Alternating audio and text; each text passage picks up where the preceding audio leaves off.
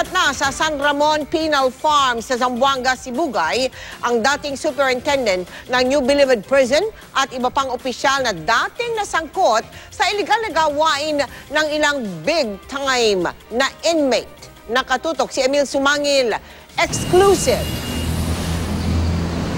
August 4, 2016, inilabas ng Department of Justice o DOJ ang special order na ito na pirmado ng officer in charge ng Bureau of Corrections na si Rolando Asuncion.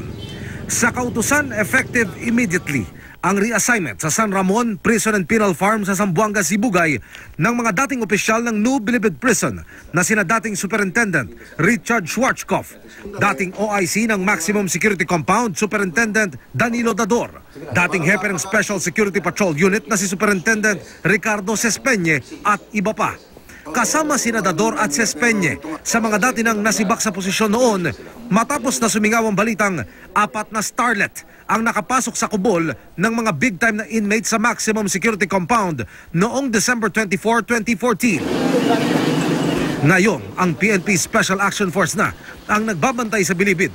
Isang SAF trooper ang inireklamo ng isang Bucor prison guard matapos umano siyang dibdiban ng pulis habang sila'y kapwa naka-duty.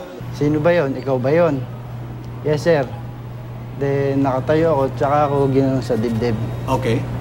Then magsasalita ako, siyempre hinold na hindi mo na ako pinagsalita. Ayon kay Prison Guard 1 John Carlos Tadefa, pinag-isipan siya ng masama ng SAF trooper dahil hindi raw siya agad nakabalik sa kanyang poste. Matapos niyang eskorta ng 2 inmate pabalik sa piitan nito pagkatapos daw ng head count. Naging problema lang, misunderstanding. Dahil hindi nagkaintindihan kasi nagduda yung SAP na naka-duty doon, bakit ang tagal ko. We wanted this to be investigated para malaman ng mga SAP kung hanggang saan ang pangto nila. We are not in martial law yet. Ipasisiyasat daw ito ni DILG Secretary Mike Sueno. Hindi ko pa alam yun. Hindi ko pa alam. Hindi talaga. Yeah. Ready. Emil Sumangil, nakatutok 24 oras.